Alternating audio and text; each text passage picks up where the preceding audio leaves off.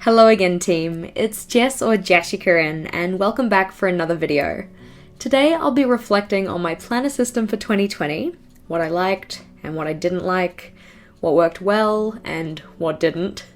Following that I'll be explaining my intended planning system for 2021. All the products I talk about in today's video can be found in the description box below, as well as some discount codes for Archer and Olive in particular, just if you were yet to buy your 2021 planners, or if you wanted to treat yourself. Without further ado though, let's have a look at my planners from 2020. At the start of 2020, I had these four planners.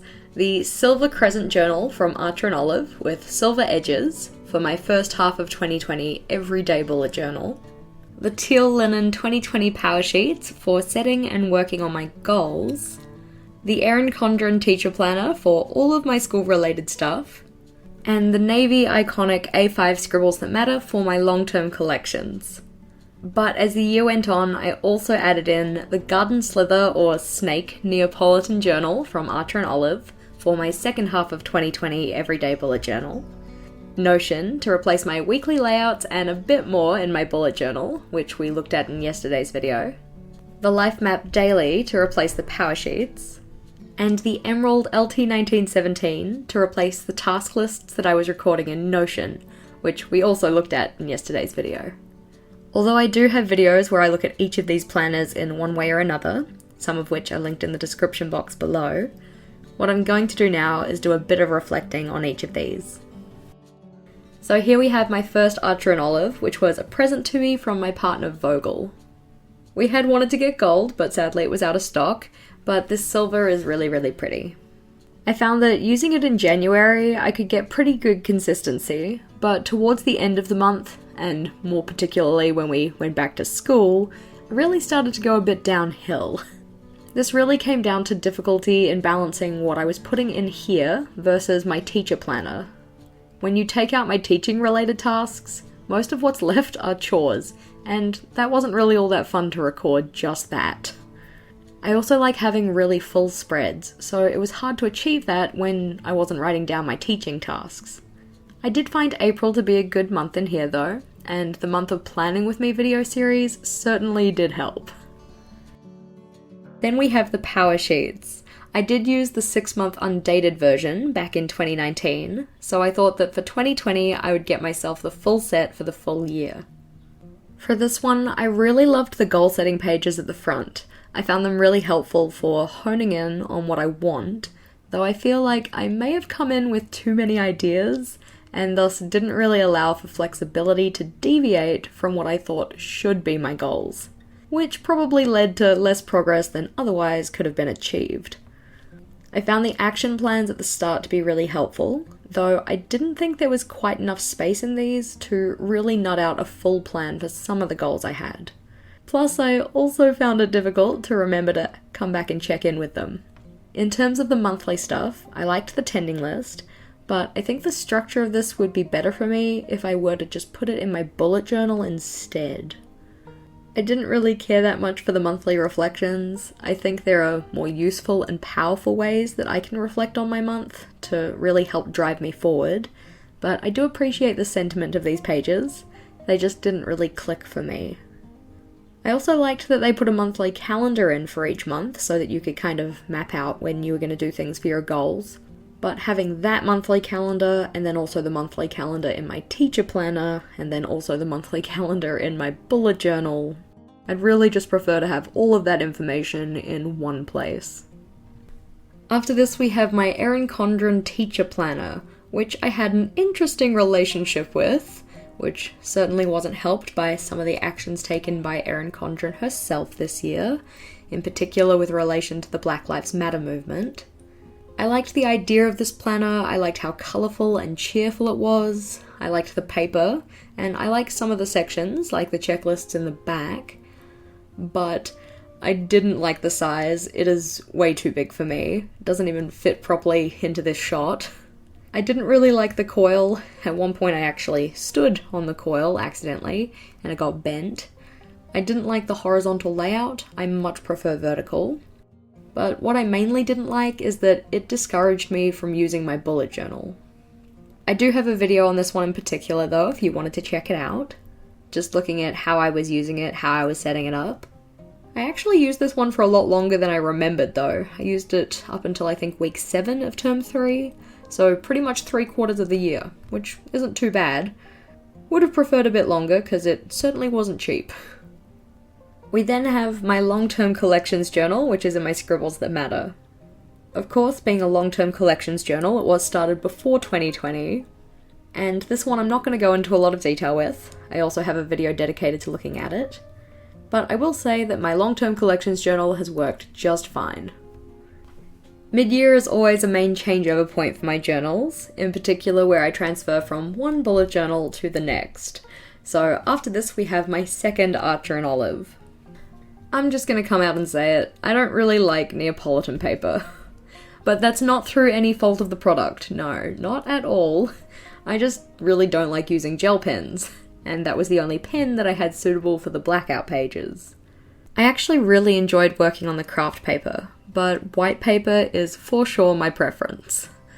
I'm also a little prissy, so I wanted each month to only be in one type of paper, which is hard when typically I like to use quite a few trackers, and then I'd also usually like to have all of my weekly spreads for the month. But I just found that there wasn't enough paper in each section to actually accommodate that. As I said, quality-wise, this journal is excellent, but personal preference-wise, I think I'm better just to stick with one colour of paper. We looked at this one yesterday, so I'm not going to say a lot about it, but the things I liked about Notion were certainly being able to have one long task list, which I could categorize into different views. I appreciate the customizability of Notion in general. I feel like it is to web apps what the bullet journal is to analog planning. I like getting that all-in-one feeling by having my calendar, my content schedule, my task list, etc. all in one place.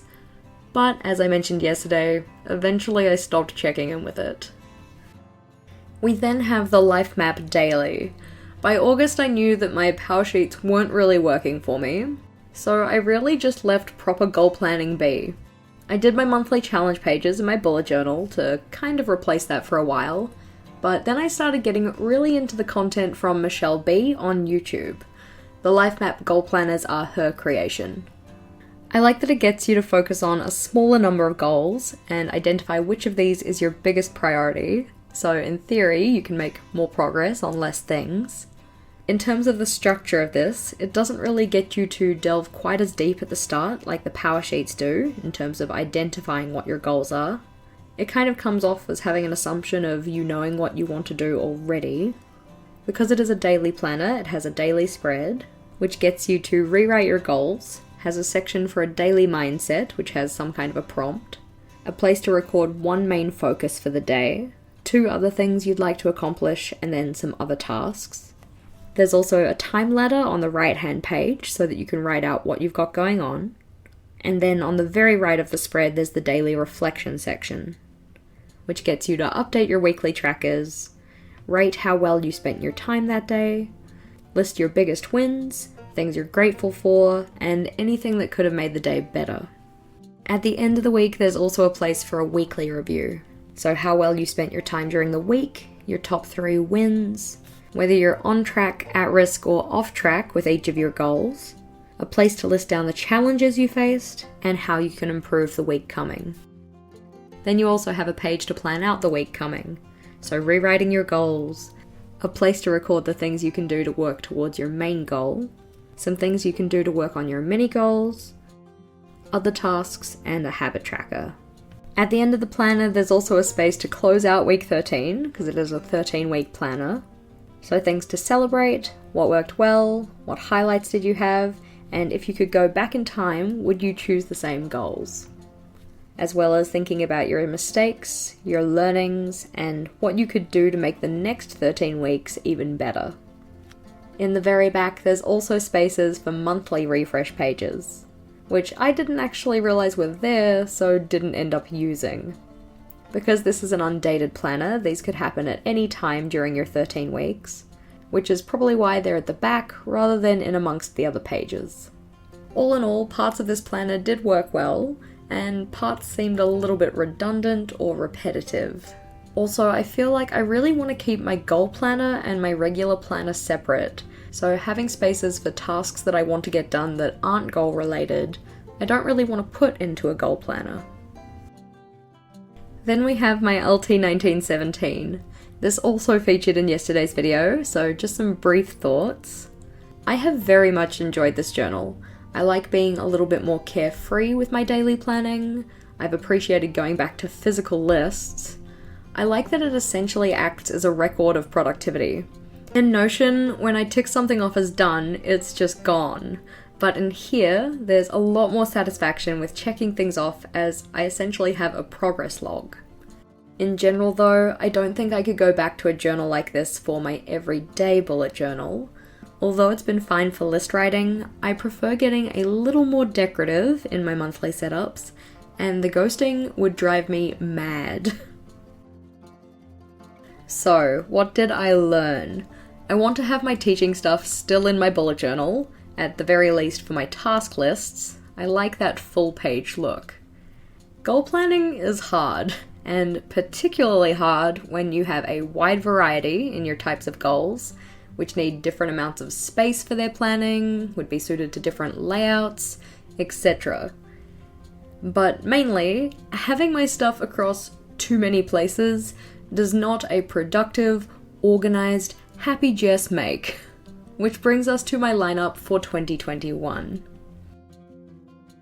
Introducing my planners for the year coming, we have the Archer & Olive A5 Vintage B. Grid notebook with white paper and gold edges. Oh my god, it's so pretty! This one is going to be my everyday bullet journal for the first half of next year, so containing things like my monthly log, monthly trackers, to-do lists, and any teaching related tasks and planning. At this stage, I'm not intending on going back to formal weekly layouts, but in January I want to trial making weekly dashboards instead, and see where I go from there. The idea is that this journal will be coming with me wherever I go, so it's always there for me to jot things down in. We have the Scribbles That Matter A5 Pro version Sky Blue Grid journal. Why are these names always such a mouthful? This one you may have seen before, quite a while ago, but it is my wedding planning journal that I am hopefully actually going to get to use next year. I will say that because I got this one a little while ago, it does look a little bit different to the version they currently have, mainly that my strap and pen loop are blue, but the new edition is a gold colour. Still very pretty, but doesn't look like this one. I'll still be keeping my long-term collection Scribbles That Matter. It is called long-term collections for a reason. And my final journal, well, we're gonna have to see if it actually arrives on time, but at least I can show you guys what my backup options are. So here we have the two possible backup options, both A5 white paper dot grid journals from Archer & Olive. One of them is the Starry Night cover, which is this really pretty dark blue. And the other one is the Mint Gardener Coral cover. Whichever journal it ends up being, this one is going to be my goal planner for 2021. So taking what I liked about the PowerSheets, the Life Map Daily, and all the other goal planning stuff I've seen around, and using that as inspiration to make layouts that will hopefully be better suited for me. I really like all of these journals, and I'm really looking forward to using them. My question for you guys though, what journals are you using or planning to use next year?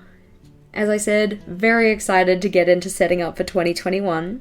My 2021 bullet journal setup video will be out next Sunday, so if you hadn't already and felt so inclined, make sure to subscribe to my channel so you don't miss out. Hopefully you found today's video interesting, team. If you did, please do make sure to give it a big thumbs up, and if you wanted to see more from me, feel free to go check out one of my other videos. Until next time, bye!